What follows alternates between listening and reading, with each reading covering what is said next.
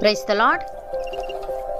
ఈరోజు దేవుని వాగ్దానము, దేహమునకు దీపము కన్నే గనుక నీ కన్ను తేటగా ఉండిన ఎడల నీ దేహమంతయు వెలుగుమయమై ఉండును.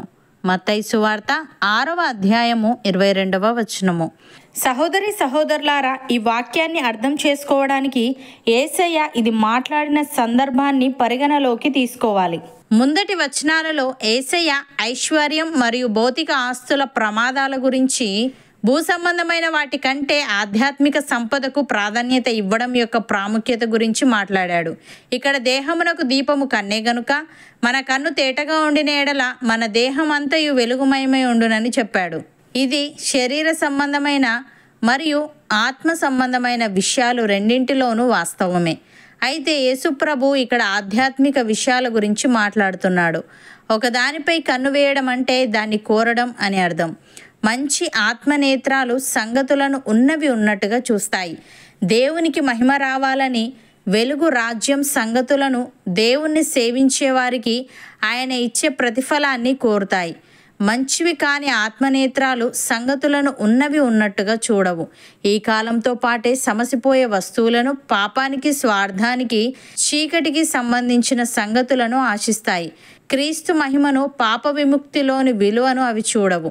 మన హృదయ నేత్రాలు ఏ దిశగా చూస్తాయో ఆ దిశ మనం దేవుని వెలుగుతో నిండి ఉంటామా లేక పాపాంధకారంతో నిండి ఉంటామా అనే దాన్ని నిర్ణయిస్తుంది.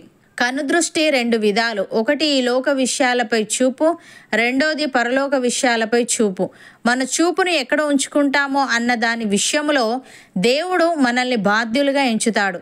కాబట్టి మన కన్నులు ఇటు అటు చూడక సరిగాను, మన కనురెప్పలు మన ముందర సూటిగాను చూడవలెను. మనం చేసే తప్పులు ఎవరికీ తెలియవు, ఎవరికి కనబడట్లేదు అని అనుకోనకూడదు. మనుష్యులకు తెలియకపోవచ్చు కానీ దేవుడు సమస్తమును చూస్తున్నాడు. దేవుని కన్నులకు మరుగైనది ఏదీ లేదు.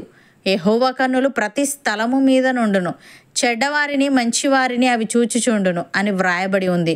ప్రియులారా, దేవుడు మనలను చూస్తున్నాడు గనుక, మన ప్రతి కదలికను గమనిస్తున్నాడు గనుక, మన కళ్ళు పవిత్రంగా ఉంటేనే మన దేహమంతా వెలుగుమయమై ఉంటుంది. గనుక మనం మన కళ్ళను అపవిత్రపరచుకోకుండా, మన చూపును ఈ లోక సంబంధమైన వాటి మీద పెట్టకుండా, మన కన్నులెప్పుడు దేవుని వాక్యంపై ఉండులాగున జాగ్రత్త పడదాం.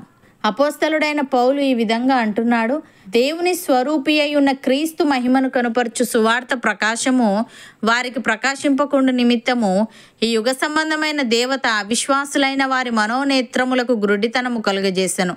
అంధకారములో నుండి వెలుగు ప్రకాశించునుగాక అని పలికిన దేవుడే తన మహిమను గూర్చిన జ్ఞానము యేసుక్రీస్తునందు వెల్లడిపరచుటకు మా హృదయములలో ప్రకాశించెను గనుక మేము మమ్మును గూర్చి ప్రకటించుకొనట్లేదు గాని క్రీస్తు యేసును గూర్చి ఆయన ప్రభువనియు, మమ్మును గూర్చి యేసు నిమిత్తము మేము మీ పరిచారకులమనియు ప్రకటించుచున్నాము.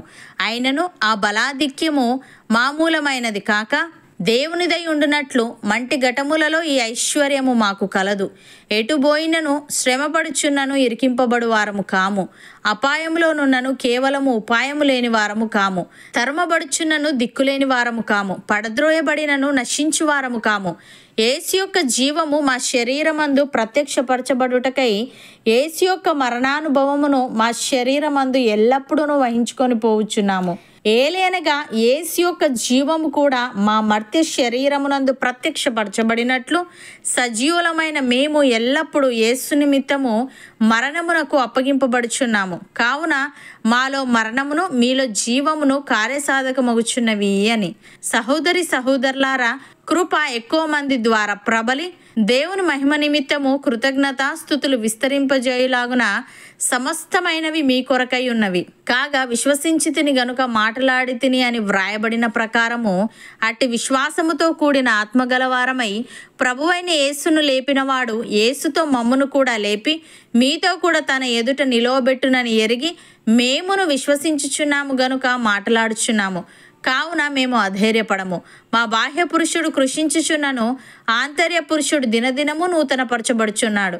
మేము దృశ్యమైన వాటిని చూడక అదృశ్యమైన వాటినే నిదానించి చూచుచున్నాము గనుక క్షణమాత్రముండు మా చులకని శ్రమ మా కొరకు అంతకంతకు ఎక్కువగా నిత్యమైన మహిమా భారమును కలగజేయుచున్నది. ఏలేనగా దృశ్యమైనవి అనిత్యములు, అదృశ్యమైనవి నిత్యములు. అవును అన్నవారు నాతో పాటు ప్రార్థనలో ఏకీభవించండి. పరిశుద్ధుడా, ప్రేమగల తండ్రి, దేహమునకు దీపము కన్నే గనుక మా కన్ను తేటగా ఉండిన ఎడల మా దేహమంతయు వెలుగుమయమై ఉండునని మా నేత్రాలు ఏ దిశగా చూస్తాయో ఆ దిశ మేము నీ వెలుగుతో నిండి ఉంటామా లేక పాపాంధకారంతో నిండి ఉంటామా అనే దాన్ని నిర్ణయిస్తుందని, మా చూపుని ఎక్కడ ఉంచుకుంటామో అన్న దాని విషయంలో నీవు మమ్మల్ని బాధ్యులుగా ఎంచుతావని తెలియజేశావు. తండ్రి నీకు స్తుతులు. దేవా, మా కళ్ళను మేము అపవిత్రపరచుకోకుండా, మా చూపును ఈలోక సంబంధమైన వాటి మీద పెట్టకుండా ఎల్లప్పుడూ నీ వాక్యంపై ఉండులాగున జాగ్రత్త పడే వారముగా ఉండుటకు సహాయము దయచేయమని, దృశ్యమైనవి అనిత్యములు, అదృశ్యమైనవి నిత్యములు గనుక మేము దృశ్యమైన వాటిని చూడక అదృశ్యమైన వాటినే నిదానించి చూసే వారముగా ఉండుటకు కృపచూపమని, మా ఆంతర్య పురుషుడు దినదినము నూతనపరచబడే భాగ్యము మాలో ప్రతి ఒక్కరికి నీవే దయచేయమని యేసుక్రీస్తు నామమున ప్రార్థిస్తున్నాము తండ్రి. ఆమెన్.